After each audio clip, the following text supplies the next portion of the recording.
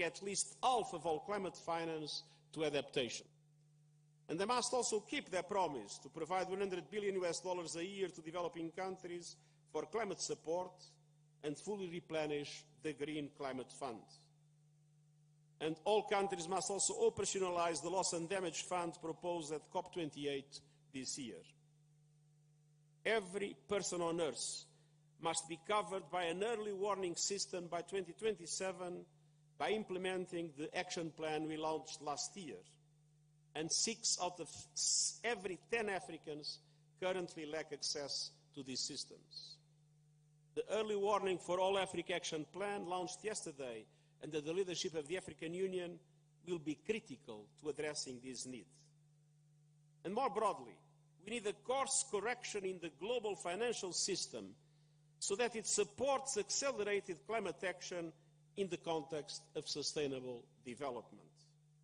And we can't achieve one without the other. And this means an international financial system that is able to provide an effective debt relief mechanism that supports payment suspensions, longer lending terms, lower rates.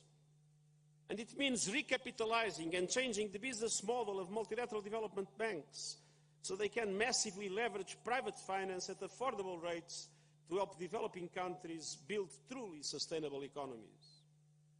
The global financial system must be reformed to be an ally of developing countries as they turbocharge the just and equitable green transition that leaves no one behind.